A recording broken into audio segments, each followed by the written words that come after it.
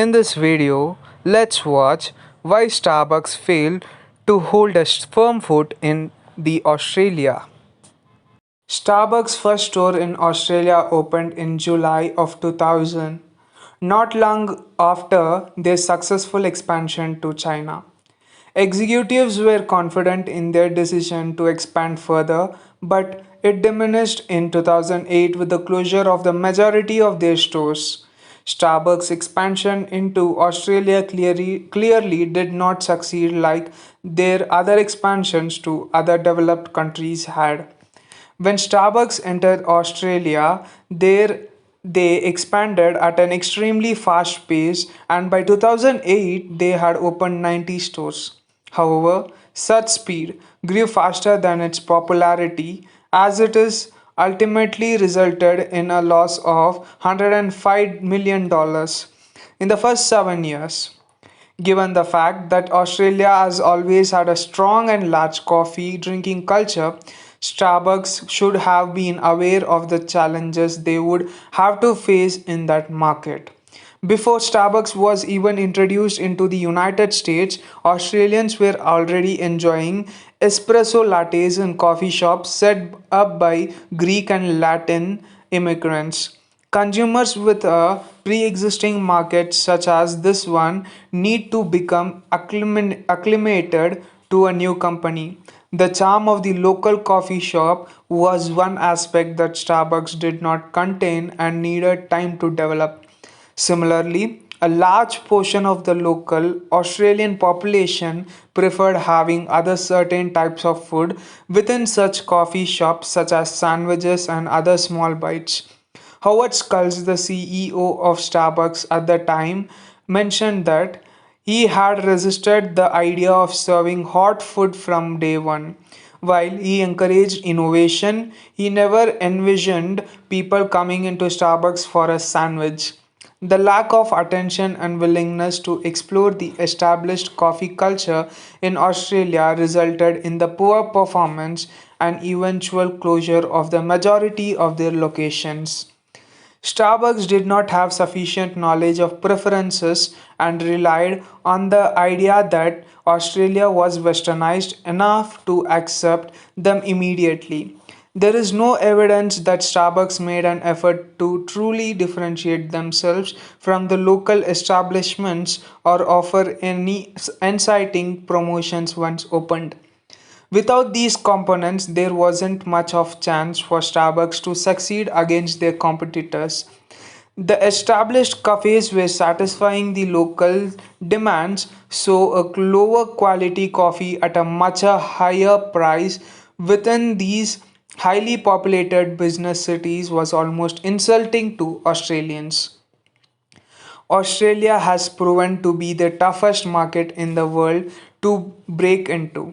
So tough that Starbucks closed more than two-thirds of its stores on the continent back in 2008. So, you might be wondering what went so wrong with Starbucks in Australia.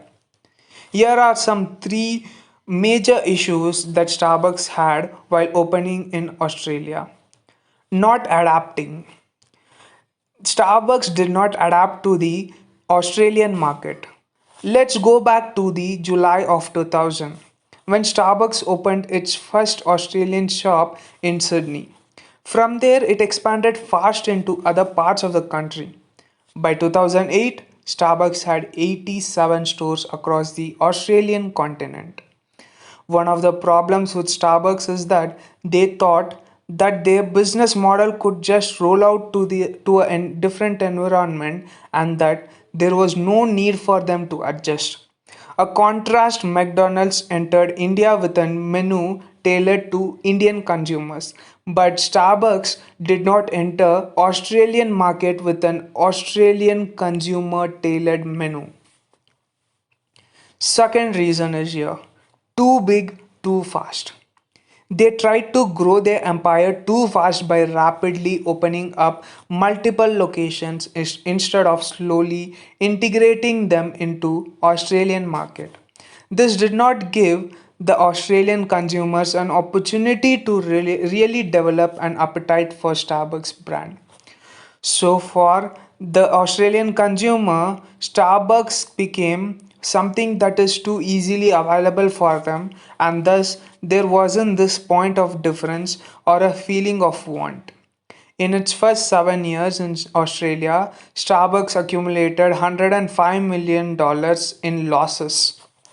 By 2007, Starbucks Australia was hanging on by a thread, taking big loans from the US. And in 2008, Starbucks announced that it was shutting down 61 stores. But of course, 2008 was a difficult time for businesses due to the financial crisis that Starbucks faced in United States too. Along with Australia closure, Starbucks also closed 600 underperforming American stores. Even then, such a retreat in Australia was embarrassing for the brand. So, the third reason goes like this: too many other options for Australians. When Starbucks leave the Australian market, or at least a large number of shops were shut down, the Australian consumers didn't care. It's partly because Australians are spoiled for choice when it comes to coffee. Australians' coffee market is one of the biggest in the world.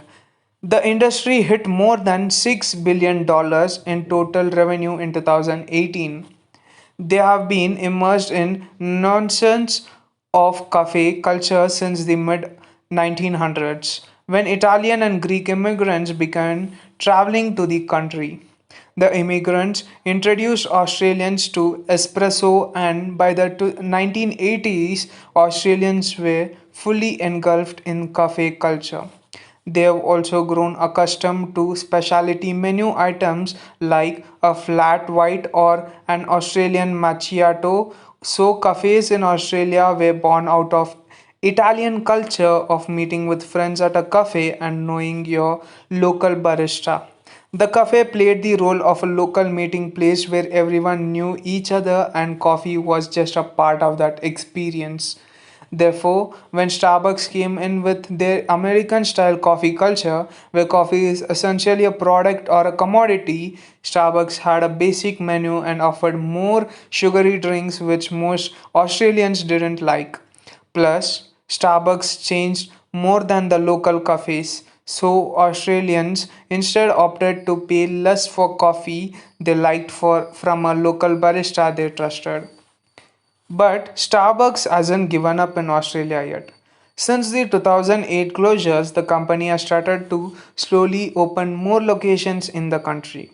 Today, Starbucks boasts 39 locations across the Australian continent, including Brisbane, Melbourne, Gold Coast, and Sydney areas.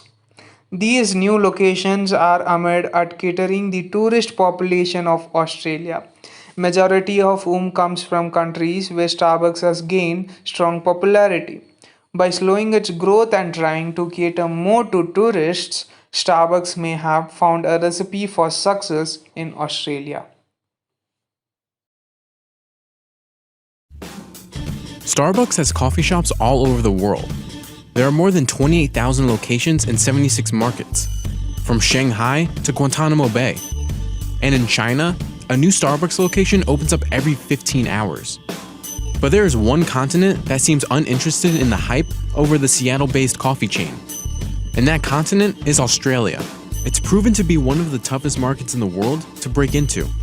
So tough, in fact, that Starbucks closed more than 2/3 of its stores on the continent back in 2008. So what went so wrong with Starbucks in Australia? To answer that, let's go back to July of 2000, when Starbucks opened its first Australian shop in Sydney. From there, it expanded fast. By 2008, Starbucks had 87 stores across the continent. I think one of the problems for Starbucks, and it's true for a lot of businesses that have been successful in one country, is that they thought that their business model could just roll out to a different environment and there was no need for them to adjust. But that was the problem. It tried to grow the empire too fast. Starbucks rapidly opened up multiple locations instead of slowly integrating them into the Australian market. When they launched too rapidly and didn't give the Australian consumer an opportunity to really develop an appetite for the Starbucks brand. They also moved into regional areas into outer suburbs of major cities. And so for the Australian consumer, it was almost like it was too available for them. And so there wasn't this point of difference, this want, this need for Starbucks, and it wasn't an organic growth, which is what we very much saw in the US. In its first 7 years in Australia, Starbucks accumulated $105 million in losses. By 2007, Starbucks Australia was hanging on by a thread, taking big loans from the US totaling up to $54 million. And in 2008, Starbucks announced it was shutting down 61 stores. But of course, 2008 was a difficult time for businesses due to the financial crisis. Along with the Australia closures, Starbucks also closed 600 underperforming American stores.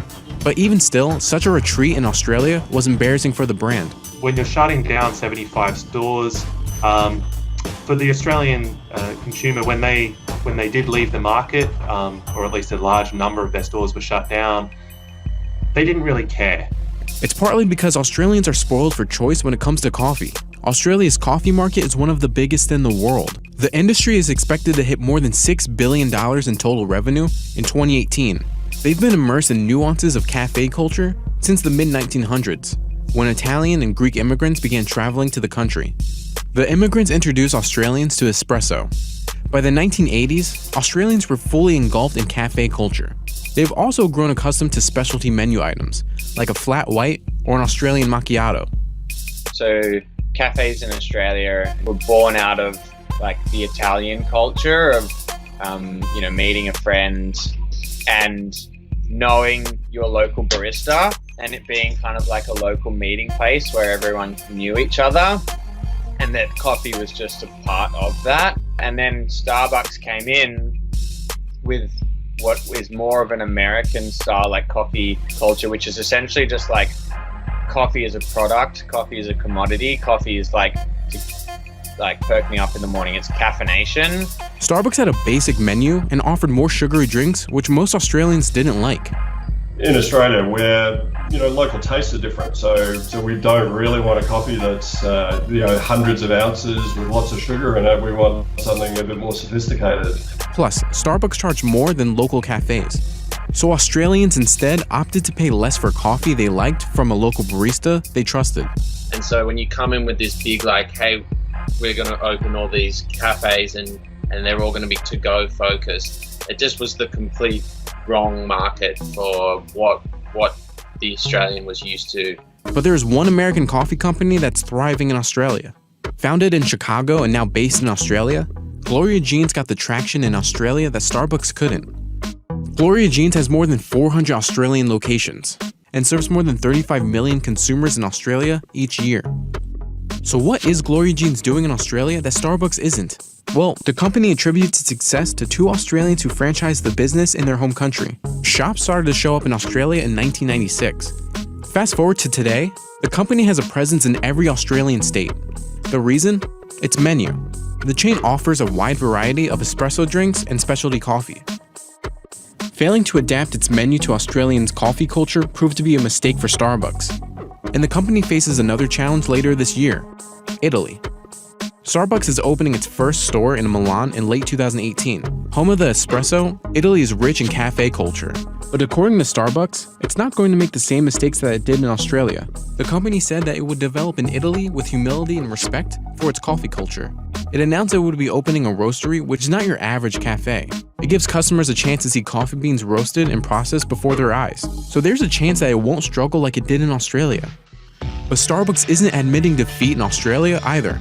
Starbucks is staging a comeback on the continent. In 2014, Starbucks locations in Australia were purchased by the Mount Waverley-based Withers Group. Starbucks told CNBC that since its sale to the Withers Group, the company learned a lot. So this time, it's taken a different approach to putting Starbucks on the continent. So if you just think about Australia as a big tourism destination, there's a lot of US and Chinese tourists. Starbucks have been very successful in China, and it makes a lot of sense for them to build out because there are people looking for something that's familiar to them. Now with 39 locations in Brisbane, Melbourne, the Gold Coast, and Sydney areas, this time it's not looking to appeal to Australians. But instead, the coffee giant hopes to be a familiar face for tourists visiting popular vacation destinations in Australia.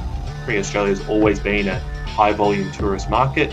The same thing in terms of international students at our universities, potential opportunities for them. And we're starting to see Starbucks enter into some large shopping malls here in Australia as well. Australia welcomed 9 million tourists from 2017 to 2018, and those international visitors spent more than $30 billion in 2017 alone. So tourists could possibly be the key to keeping the company afloat and preventing another downfall.